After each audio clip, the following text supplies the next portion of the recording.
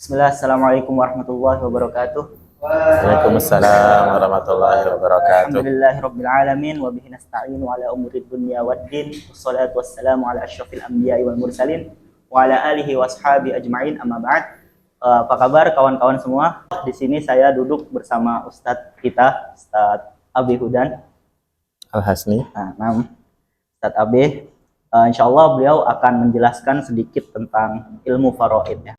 Dan insya Allah ada kurang lebih 8 pertanyaan. Baik, Ustaz. Kita mulai dari pertanyaan yang pertama. Nah, Ustaz, semester ini kita kan mulai belajar ilmu faraid, Ustaz. Nah, ilmu waris Islam.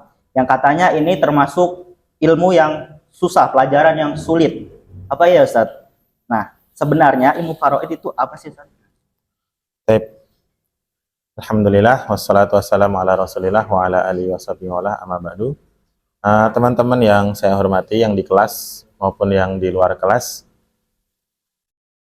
ya bolehlah ilmu faraid itu dianggap ilmu yang sulit, ya nggak apa-apa, karena faktanya memang banyak hitungannya, tapi kita niatkan untuk mencintai Allah lewat matematika, ya. Susah, puyengnya, mudah-mudahan menjadi pemberat mizan hasanah. Oke, apa itu ilmu faraid? Gitu ya, Mas Abror. Ilmu faraid terdiri dari dua kata, ilmu dan faraid. Ilmu itu ma'rifatu syai' bihaqikotih. Apa? Mengenal sesuatu secara hakiki. Betul-betul tahu tentang sesuatu. Jadi ya nggak cuman asal tahu, tapi benar-benar tahu sampai dalam-dalamnya. Faraid itu jam'un min faridah, bentuk plural dari faridah. Bisa diartikan faridah itu wajib, seperti sholat wajib, sholat fardu, atau faridah. Maka faraid itu sholat yang sudah wajib, sudah ditetapkan kewajibannya, seperti subuh, zuhur, asar, maghrib, dan isya. Nah, kalau dalam tinjauan pembahasan kita, faraid itu maknanya adalah bagian, karena sholat tadi udah ada bagian waktunya. Kalau ilmu faraid itu ilmu tentang bagian warisan. Nah, kalau kita perhatikan para ulama, biasanya dalam menjelaskan definisi ilmu itu ada istilahnya mabadi asyrah, 10 poin tentang sesuatu. Namanya, pembahasannya, maudhu'nya, masailnya, dan lain-lain. Kesimpulannya, ilmu faraid adalah ilmu untuk menyampaikan harta waris kepada yang berhak. Yang mencetuskan ilmu ini ya Allah Subhanahu wa Ta'ala. Bahan bakunya dari Al-Quran, dari Sunnah, kemudian nanti ada ijtihad beberapa imam. Ya kurang lebih seperti itu, Mas Abdul. Di sini katanya, keutamaan ilmu faraid ini kan adalah separuh ilmu ya. Nah, maksudnya apa ya, Ustaz? Separuh ilmu itu. Iya, maksudnya separuh ilmu. Bukan separuh aku. Nah, bukan. Iya. Jadi ada hadis Rasulullah SAW itu menyebutkan, belajarlah ilmu faraid karena ilmu faraid itu adalah separuh ilmu. Ya, jadi separuh ilmu yang lain itu membahas perihal manusia saat masih hidup, ketika masih hidup. Nah, faraid itu membahas manusia, hartanya setelah dia mati. Makanya disebut separuh. Karena manusia itu kan mengalami kehidupan di dunia, lalu mengalami kematian, lalu mengalami kehidupan setelah kematian. Nah, di irisan inilah kita mati, tapi urusan kita belum selesai, yaitu pembahasan harta kita. Nah, kemudian ilmu ini, separuh ilmu, sangat dianjurkan untuk dipelajari. Lumayan loh, kita belajar satu cabang ilmu tapi nilainya separuh, 50%. Dibanding belajar yang lain tapi nilainya juga separuh. Tapi bukan berarti ini motivasi untuk malas belajar yang lain, tidak. Justru belajar yang lain harus semangat, sempurnakan dengan faraid. Tapi hukumnya fardu kifayah. Jadi nggak harus semua itu belajar faraid. Cukup satu keluarga, satu anak. Antum kan masing-masing satu anak dari keluarga antum, fardu kifayah. Dan para salaf itu, para ayahnya biasanya mengajarkan kepada anaknya selain Al-Quran, itu juga mengajarkan faraid bareng. Yang ngajari Quran, yang ngajari faraid. Nah, kebanyakan di Indonesia itu TPA, Taman Pendidikan Al-Quran, tapi nggak sekalian dikasih pelajaran faraid. Jadi nanti kalian bikin TPF, Taman Pendidikan Faraid. Faraid, atau TPAF atau TPGF, sekalian diajari matematika. Gitu. Ya tujuannya, namanya orang pandai berhitung itu nanti pandai menimbang. Kalau dia suka berhitung, suka mengira-ngira, suka menimbang, dia lebih berhati-hati. Nah, ini memudahkan kita untuk punya akhlak yang baik, tidak buru-buru, tidak asal. Wallahu alam. Lanjut saja ya, Ustaz. Lanjut aja. Pertanyaan yang ketiga. Nah, tadi Ustadz kan mengatakan bahwasanya ilmu ini kan perumusnya adalah Allah. Gitu ya, Ustadz. Kemudian dijelaskan oleh Rasulullah dan ada beberapa ijtihad para imam. Nah, seperti Sayyidina Zaid bin Sabit. Seperti apa sih, Ustadz, bisa diceritakan sejarah munculnya ilmu ini? Ilmu faraid ini perumusnya adalah Allah Subhanahu wa taala. Jadi kalau nanti di masyarakat ada kejadian seorang ustadz atau petugas KUA atau seorang ahli hukum itu menangani kasus keluarga dalam pembagian warisan menggunakan faraid, itu bukan berarti keputusan dia, bukan, tapi itu pesan dari Allah Subhanahu wa taala. Nah, tapi ada sejarahnya di ayat ke-7, lirijal nasibum mimma tarakal walidani wal aqrabun walin nisa nasibum mimma tarakal walidani wal aqrabun mimma qalla minhu aw kasur nasibam mafruḍa. Jadi dulu kan ini ayat Madaniyah, turun di kota Madinah, berarti pas fase Mekah belum ada syariat faraid. Jadi orang Arab dulu yang bagi harta warisan itu diserahkan kepada laki-laki yang dewasa saja, yang sudah berperang. Di antara penyimpangannya yang lain adalah istri itu bisa diwariskan, ibu tiri. Misalnya ayahmu punya istri 4, nah ayahmu meninggal, nah kan kamu anak istri pertama, nah yang kedua, ketiga, keempat ini ternyata dinikahi pas masih muda-muda, bisa jadi usianya lebih muda dari kamu. Nah itu dalam tradisi Arab jahiliyah, ibu tiri itu diwariskan jadi istrimu. Jahiliyah banget ya kan gitu. Nah ada seorang perempuan namanya Ummu Qujjah, dia istrinya Aus bin Sabit al-Ansori. Nah beliau ini berangkat perang Uhud kalau nggak salah, lalu wafat, gugur syahid, punya 2 anak perempuan. Nah Aus bin Sabit ini punya harta yang banyak, tapi pas dia meninggal dunia, hartanya langsung diambil 2 saudara kandungnya Aus bin Sabit. Diambil semua oleh 2 saudara kandung, sehingga tidak ada yang tersisa untuk istrinya maupun 2 anak perempuannya. Maka kemudian Ummu Qujjah, perempuan istri ini, datang ke Rasulullah. Wahai Rasulullah, ini suamiku gugur, dia punya 2 anak perempuan, tapi hartanya diambil semua sama saudaranya. Ini gitu ya Rasulullah? Bener, saya sama anak nggak dapat bagian. Protes. Jadi perempuan bersuara, emansipasi wanita. Nah, itu bahasa kerennya sekarang ya. Perempuan punya suara. Itu sama Rasulullah, oke, iya. Baik, saya terima aduanmu, kurang lebih bahasanya begitu. Kamu berdua, saudaranya Aus bin Sabit, jangan diapa-apain dulu hartanya. Hold dulu. Tunggu sampai nanti ada kabar dari Allah Subhanahu wa taala. Maka kemudian turun ayat 7 menjelaskan perempuan dapat, laki-laki dapat. Tapi rinciannya belum. Rinciannya datang selanjutnya lagi di surah An-Nisa ayat 11 dan 12. Maka akhirnya Ummu Qujjah dapat 1/8, 2 anak perempuannya dapat 2/3, sisanya diserahkan ke 2 saudaranya Aus bin Sabit. Itu sejarahnya. Jadi teman-teman dihormati Allah, nanti kalau punya istri komplain masalah cinta, bukan masalah duit, biasa aja, iyain aja. Itu Mas Abdul. Mas apa AA? Bisa. Oh bisa AA ya. AA. Dari mana sih AA? Dari Bekasi. Bekasi. Iya. Bekasinya mana? Seberang jalan sana. Serius? Dekat masjid, Ustaz. Masjid mana? Tapi masjidnya jauh dari sini, Ustaz. Tapi Bekasi ya? Tapi masih Bekasi. Bekasi kan jauh ya, planet mana? Tapi kecamatannya Pondok Gede. Udah Pondok bukan Gede. Pondok Melati lagi. Tamam. Setiap amal pasti ada niatnya, gitu kan Ustaz? Setiap syariat pasti ada tujuannya. Nah, terus tujuan dari ilmu faraid ini apa sih, Ustaz? Tujuannya secara ringkas ya biar harta waris tersampaikan kepada yang berhak, tidak kurang, tidak lebih. Nah, tetapi kalau dalam pembahasan maqasidus syariah, hifdzuddin, menjaga agama, sehingga nanti dalam pembahasan faraid, orang kafir tidak bisa dapat warisan dari muslim, begitu juga sebaliknya. Kenapa? Karena orang itu fatuhibbunal mala hubban jamma. Nah, kita tuh suka sama harta. Kalau kita nanti dapat hartanya dari orang kafir, dikhawatirkan kita bisa lock out ya, atau sing out, jangan-jangan gitu.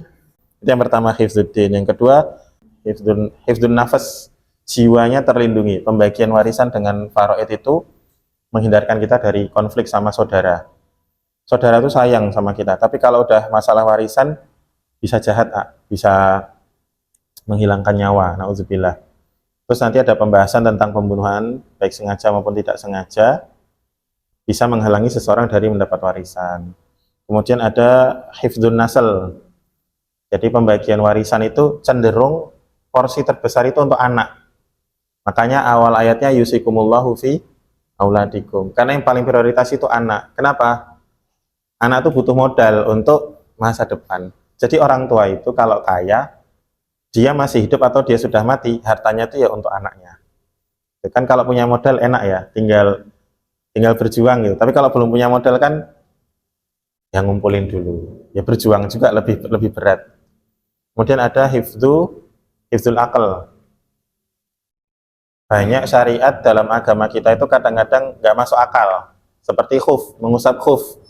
Itu kan kalau kita pakai akal harusnya yang diusap yang bawah ya, yang telapak kaki. Tapi kok yang diusap malah punggungnya, kura-kuranya. Nah dalam faraid itu juga nanti ada 2:1, laki-laki 2, 1 perempuan. Ini kadang-kadang dianggap manusia modern nggak masuk akal. Tapi hikmahnya sebetulnya luar biasa. Maka faraid itu menjaga kewarasan akal kita. Terus yang terakhir apa? Agama, nyawa, keturunan, terus akal, harta. Nah, yang terakhir tentu penjagaan harta. Kenapa dibagi secara faraid? Biar harta itu nggak ngumpul di beberapa orang tertentu. Karena biasanya dikuasai sama yang paling tua. Sama yang paling tua atau yang paling banyak jasanya dalam keluarga. Tapi kalau dalam faraid, mau berjasa, mau tua, mau muda, sahamnya udah ditetapkan oleh Allah. Wallahu a'lam bishawab. Biar adil aja sih ya, kurang lebih begitu. Jadi intinya biar adil adanya tujuan. Adil menurut Allah. Nggak ada perselisihan di antara saudara gitu. Ada, tapi ujungnya enak. Gitu.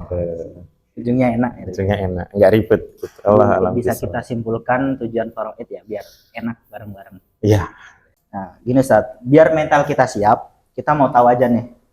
Belajar faraid kita ini kira-kira berapa lama selama kita di pondok? Insya Allah 1 semester aja. 18 pertemuan. Sudah meliputi UTS dan UAS. Sudah, jadi 18 pertemuan. Nah, itu nanti kita bagi materinya 2 tipe, ada basic, ada advance.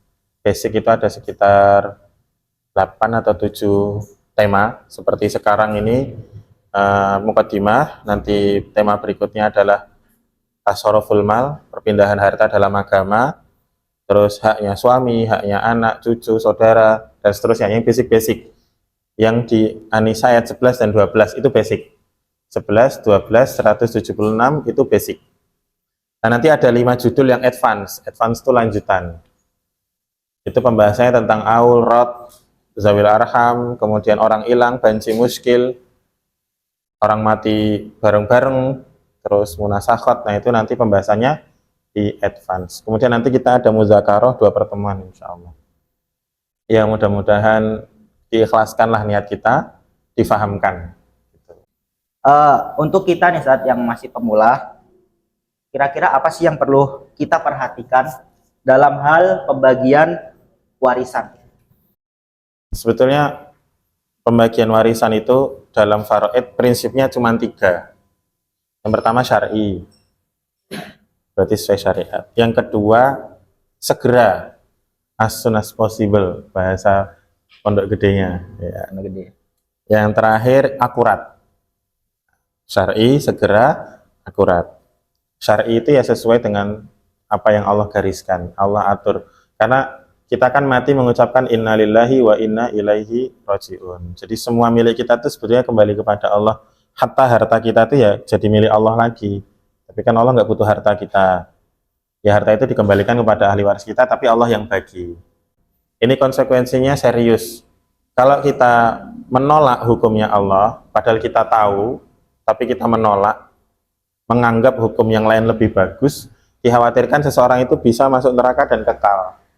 Ini agak keras pendapatnya ya. Ada sebagian ulama berpendapat, ada orang tuh yang ya haji, ya umroh, ya sedekah, zakat, mati di kafani, disolatkan, tapi karena dia menentang hukum Allah, merasa ada hukum yang lebih baik, dia statusnya di akhirat kafir.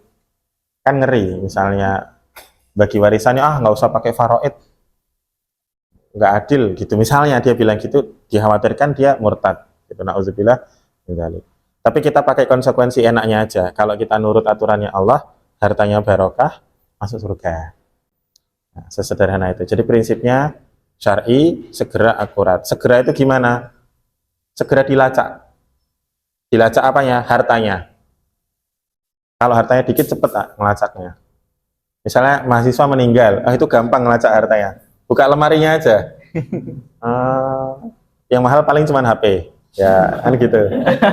Yang lain tuh bisa dibagi-bagiin ke temennya gitu. Bahkan temennya nggak mau pakai gitu. Tuban nggak mau. Mereka nggak mau pakai pasti gitu. Tapi kalau hoodie, baju, sarung itu nanti bisa diwariskan.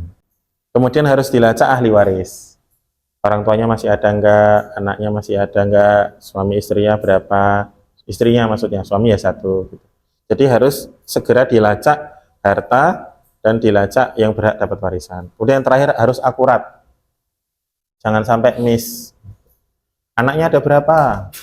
3. Tiba-tiba datang ngaku sebagai anaknya. Oh ternyata almarhum pernah nikah siri sama perempuan lain. Kan banyak kejadian kayak gitu. Jadi cukup ribet ini ya, ilmu baru ini. Belajar di kelasnya nggak ribet, tapi di lapangannya baru. Ya, harus meneliti akar-akarnya. Tapi relate sih, insya Allah relate. Dengan bertambah usia relate. Tadi kan Ustadz kan bilang kalau pembagian harta warisan ini harus dilakukan segera gitu. Segera. Berarti boleh dong misalkan kita nih kerabat kita ada yang meninggal gitu, kita bisa langsung minta jatahnya gitu. Boleh. Tapi emang boleh kan gitu. Boleh tapi emang boleh gitu. Boleh tapi tetap harus ada tartib. Kita nyebutnya tartib pembagian harta setelah seseorang meninggal. Jadi kalau orang mati itu hartanya belum disebut warisan, masih tirkah, masih disebut peninggalan. Nah dari tirkah ini harus ada beberapa tahapan secara urut sebelum jadi warisan. Yang pertama diambil secara ma'ruf. Secara ma'ruf itu ya baik dikenal untuk pengurusan jenazah. Maksudnya ma'ruf itu gimana? Sesuai kebiasaan orang. Supaya diambil secukupnya untuk pengurusan jenazah. Itu yang pertama. Yang kedua dibersihkan dari yang haram. Karena ada harta itu yang legal tapi haram. Secara hukum legal punya kita, seperti bunga bank. Kan riba. Dia punya kita di dalam rekening kita, tapi secara syar'i itu haram, itu nggak bisa jadi warisan. Sortir dulu. Dikemanain itu harta riba? Serahkan ke DDC, nanti diatur sama DDC. Kemudian yang ketiga dimurnikan, habis dibersihkan dimurnikan. Jangan-jangan harta itu kecampur aset bersama dengan istri kah atau dengan saudara, itu disortir dulu. Nah teman-teman nanti mahasiswa yang menikah, dalam Islam itu tidak ada gonogini. Hartamu ya hartamu, harta istrimu ya harta istrimu, jangan dicampur jadi satu, dipisahkan aja. Setelah dimurnikan, dilunasi hutangnya. Kalau dia punya hutang, zakat, atau misalnya harta itu masih sudah kena sudah nisab, sudah haul, berarti kan kena zakat, bayar dulu zakatnya. Atau punya hutang ke orang lain, lunasi. Tapi kalau misalnya ada orang lain utang ke dia, tagih. Hutang apapun tagih. Nah setelah itu kalau ada wasiat harta, tunaikan wasiatnya. Setelah selesai semua baru jadi warisan. Nah itu baru kita boleh minta jatah. Ya agak panjang, tapi harus urut. Daripada kamu ngambil dulu ternyata nanti ada orang nagih hutang, nah kan pahit ya jadinya ya. ya harus melunasi hutangnya. Wallahu a'lam bishawab. Baik. Jadi apa boleh saya simpulkan, Ustaz? Jika seorang wafat, tindakan yang efektif ya, efisien terhadap hartanya adalah sebagai berikut. Yang pertama, penyelesaian hak waris secara syari dan akurat.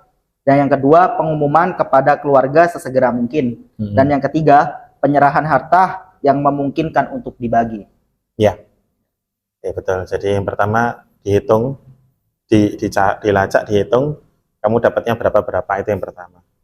Dan kedua diumumkan sesegera mungkin. Nah ini penyakitnya masyarakat kita sering ditunda-tunda.